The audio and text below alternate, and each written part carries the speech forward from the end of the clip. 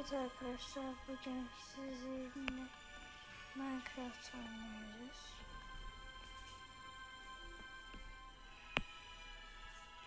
Minecraft'ta bir mod oynuyoruz.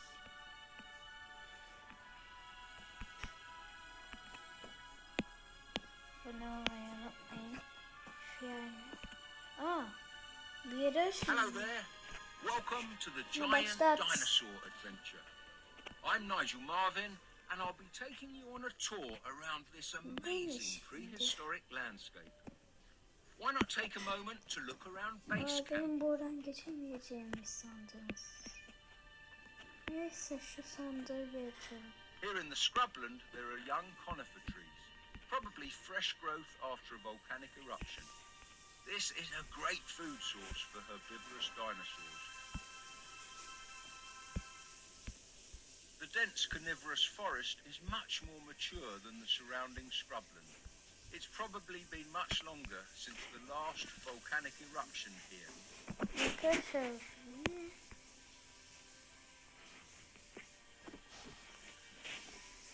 dur. Şunlar ne acaba? Ve arabamız var.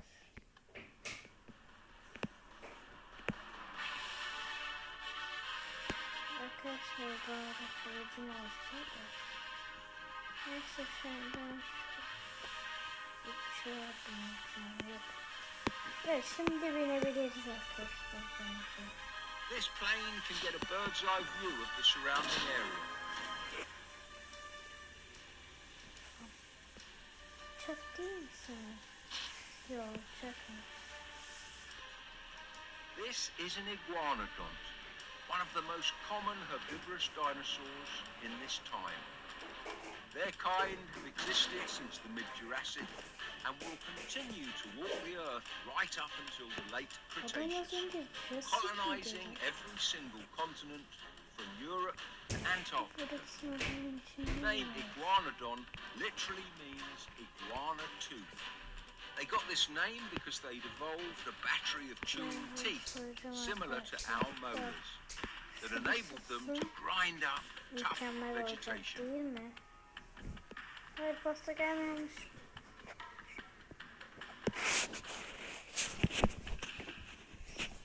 Pastanın kırınca gelmeyeceğini unutmuşum.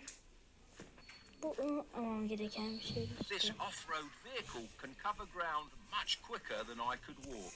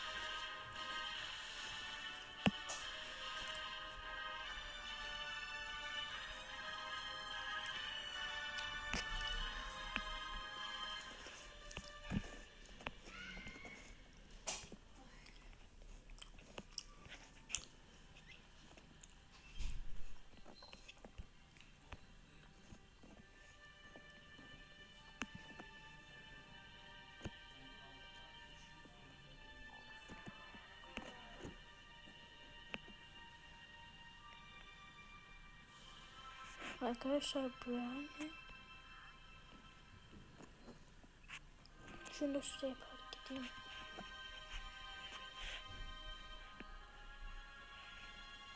Abi şunu alayım.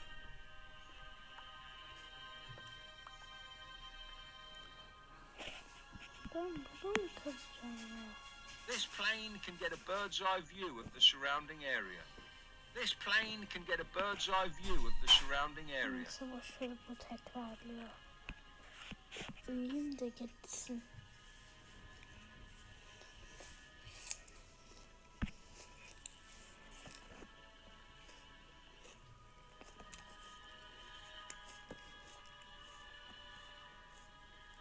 Arkadaşlar, şu yani. You haven't yet discovered this creature.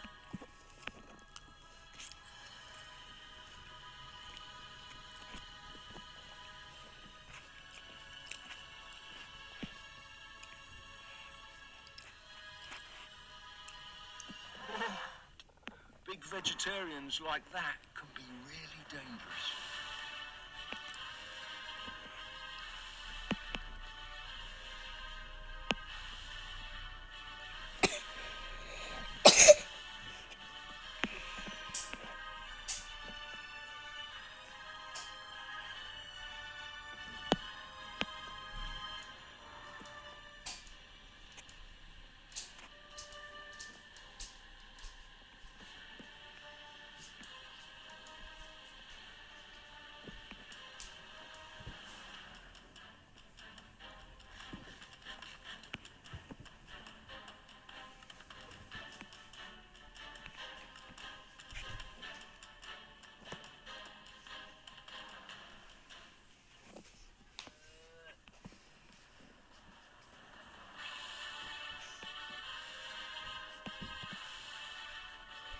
Arkadaşlar eğlenceliymiş. Sevdim ben bu modu. Demek ki vuracakmışız. Zaten içimden bir ses vurmam gerektiğini söylüyordu.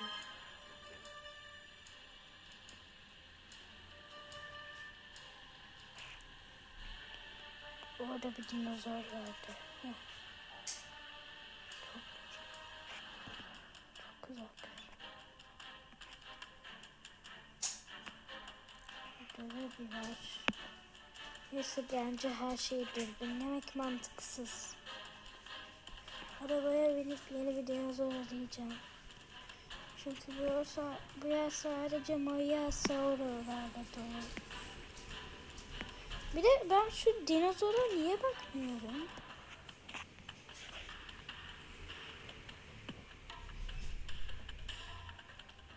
Cidden ben bu dinozorun adına niye bakmıyorum? Şurada.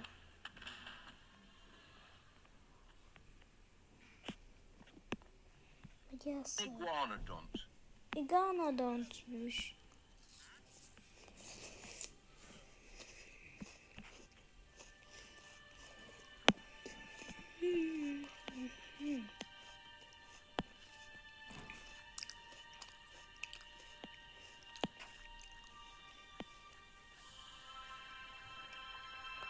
Neyse ben uçağa bineceğim. Hem arabayı bulamadım. Belki uçakla arabayı bulurum. Hayır. Ben daha yüksek çıkmak istiyorum. Evet sanırım. Arkadaşlar birinize bir dürbün alalım. Şöyle şu sandviçi yiyelim. Şöyle. Oo. Arkadaşlar iyi bir yer şeymiş. Böyle gözlemledim. Ama tek gördüğüm şeyler iguanodontlar sanırım. Bir tane T-Rex de görmüştüm ya.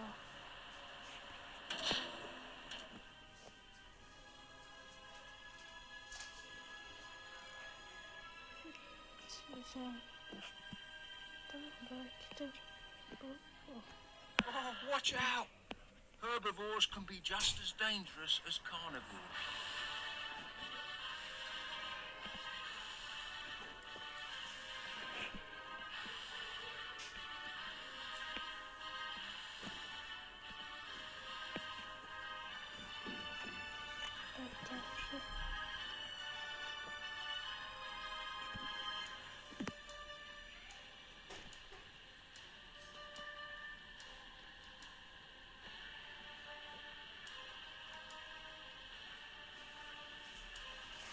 Dur, orada bir şey var.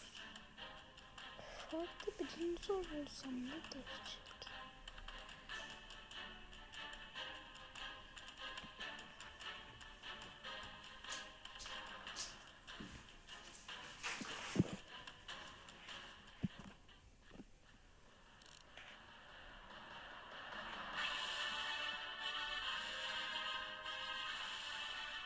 Evet, şu dinozor. Yes, şu şey var. Bakayım, farklı dinozor var.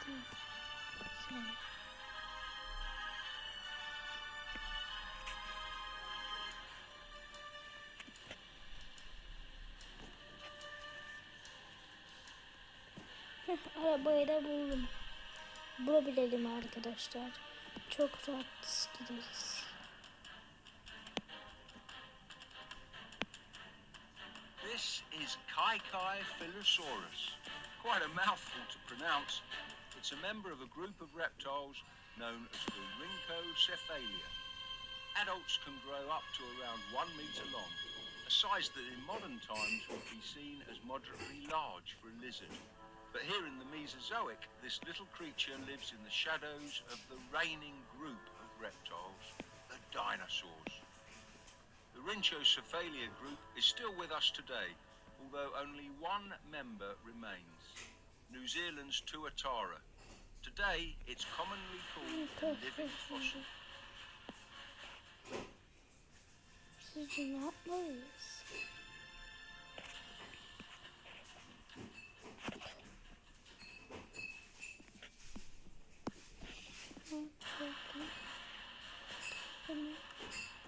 Hayır ya, bu gelsin mükemmel olur. Şu şey ne?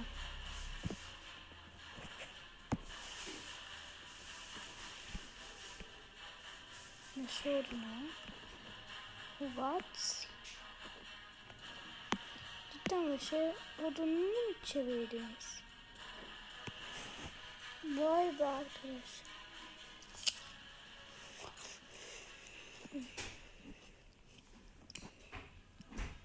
Ve şu odununu çeviren hiç kimse görmemiştim de.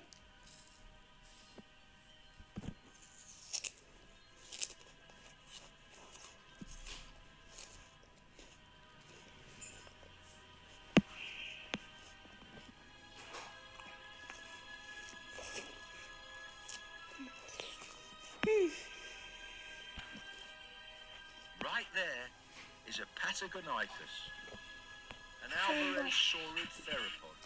As you can see, it's covered with feathers, reminding me of a modern-day ostrich. In its jaw, Patagonicus has a row of incredibly small, sharp teeth.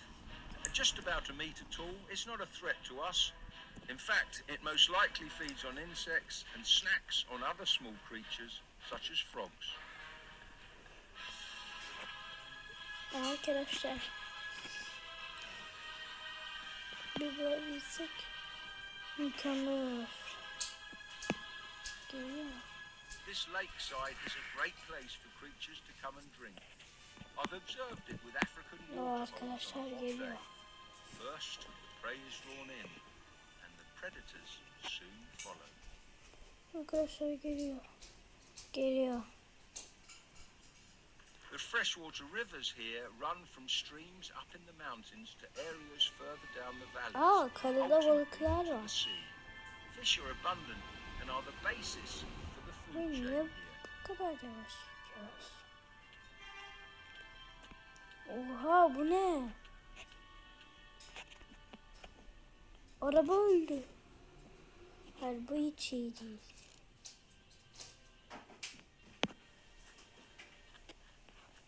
Şimdi gerek sıkışa ben burada mı sıkıştım? Mükemmel ya. Cidden mükemmel arkadaşlar. Dur, haritaları kullanabiliriz.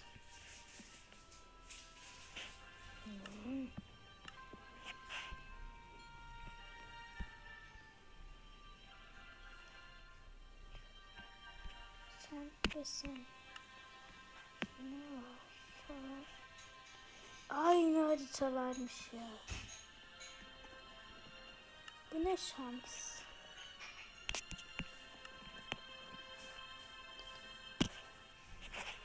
One of the most recognizable aquatic inhabitants here in the Huancul Formation is the lungfish Ceratodus. Lungfish have remained almost unchanged for millions upon millions of years. The so-called swim bladder, which enables buoyancy control in most other fish, is also used to absorb oxygen in lungfish. That enables them to breathe out of the water. Azıcık erzağım olsun.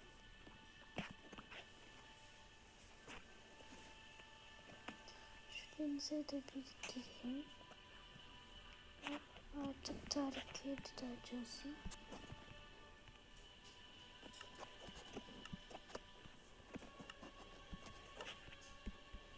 Şurada yapalım. Yapacağım şeyi tahmin ettiniz de. Nasıl ya? Nasıl tekne yapamadım şimdi ben? Oha. Peki. Tekne. Oha, kürek ne alaka? Arkadaşlar. Maalesef.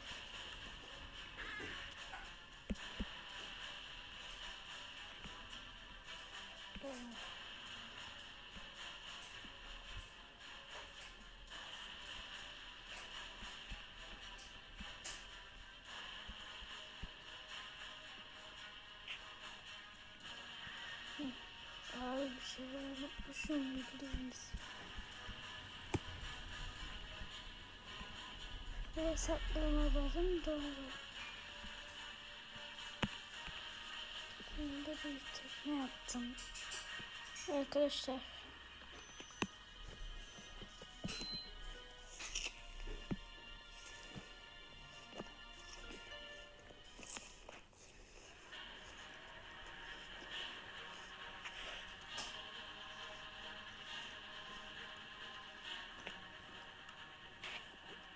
Çok tehlikeli.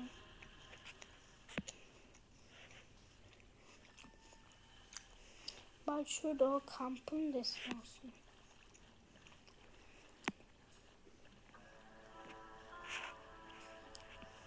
Ve denizin içinde asıl ışık var.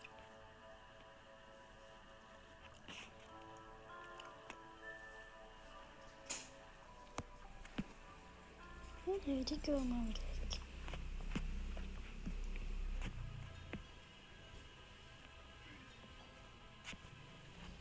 Sakın bana megalodon deme.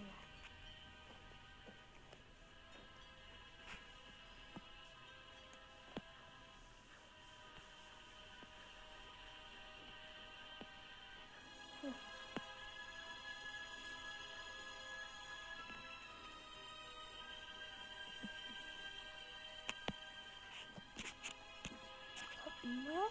Look at this, a small freshwater turtle. As you can see, it's got the usual iconic turtle shell. A turtle shell is actually made up of ribs and vertebrae which have evolved to fuse together, creating a hard outer casing. Of course, with dinosaurs about, there's even more need for defense like that. If you look closely, you'll be able to see some beautiful patterns along its back. Reminds me of my pet turtles at home. The fish in the water here is Lufu ichthys. It's a member of the Ottocephala clade. It has quite a typical body shape for a ray fin. Neyse arkadaşlar. Yaratıcıdan dinozorları görelim artık. Fish, and is one of the most common fish in the rivers here. Arkadaşlar o sırada bu adam hala konuşurken.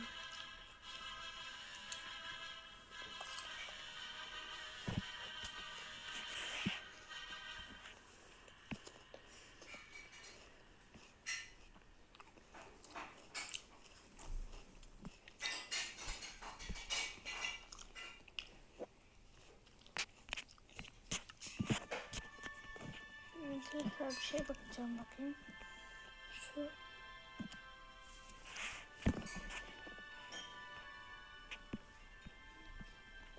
sanırım bunun bir anlamı yok.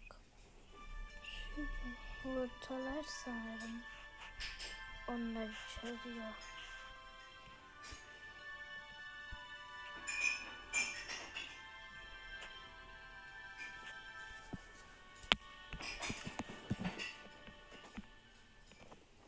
This is another iguanodon, Anabacetia.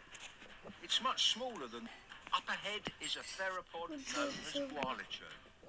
Some have suggested that gualicho may be synonymous with the megaraptoran Aeoniraptor, which also lived here in the Huincol Formation.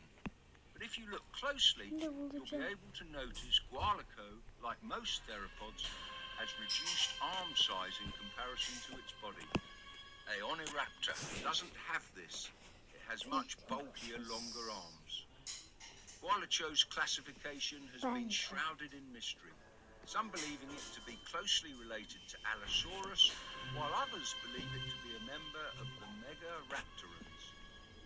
Whatever it is, though, this mid-sized carnivore is without doubt a ferocious predator.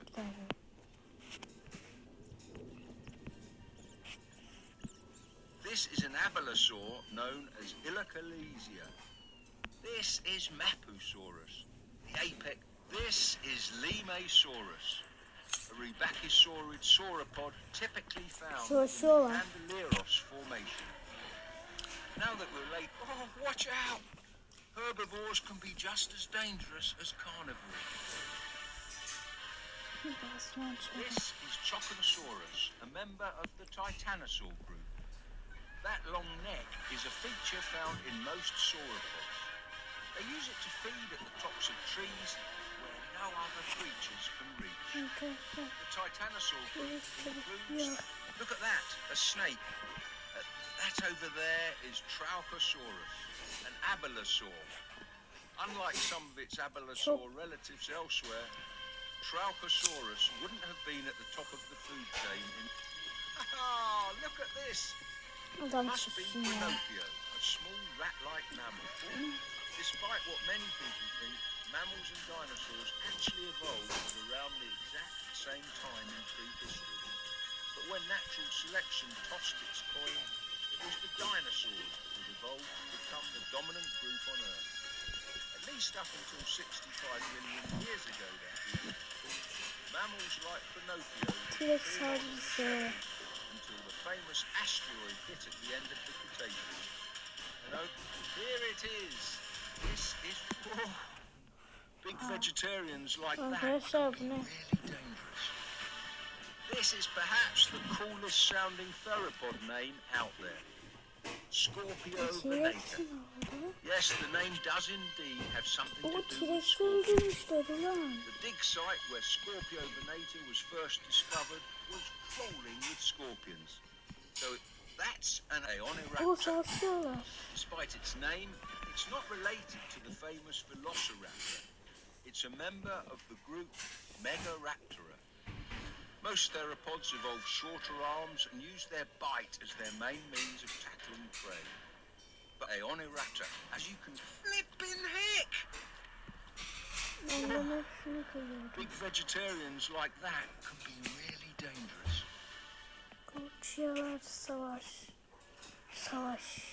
This is a Cathartosaurus, a member of the sauropod family known as the Rebbachisaurids. It has a well-muscled neck, but unlike the titanosaurs, the Rebbachisaurids are unable to feed off taller trees. They flippin' heck! Big vegetarians like that can be really dangerous.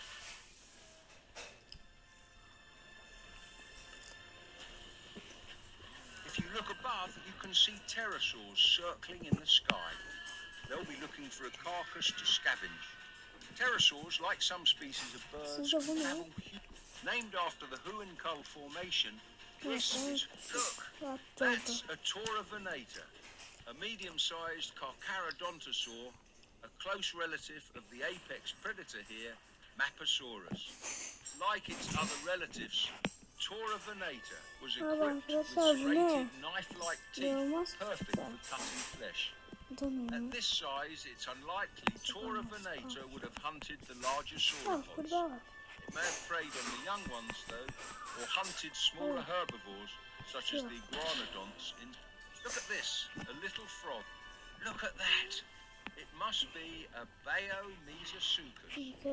Fossils of this reptile have shown it lived at this point in geological time.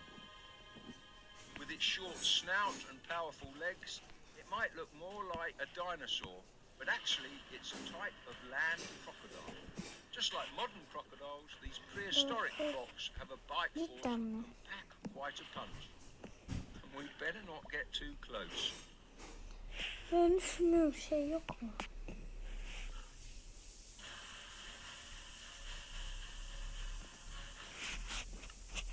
oldu ya? Çok merak ediyorum.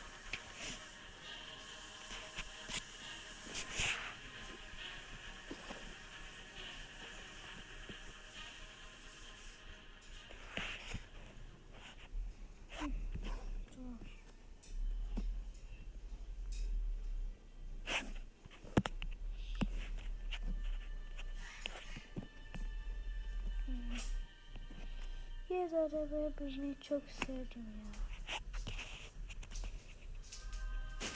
Çok güzel bir şey.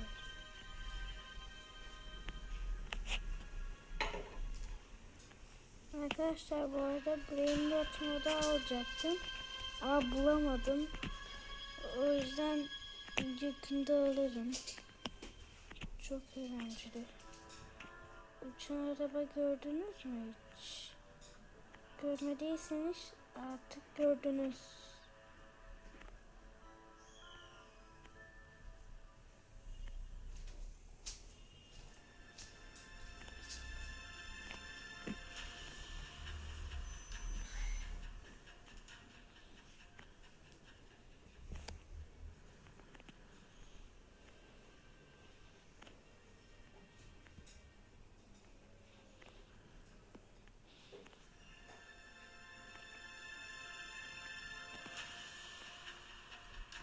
Neyse.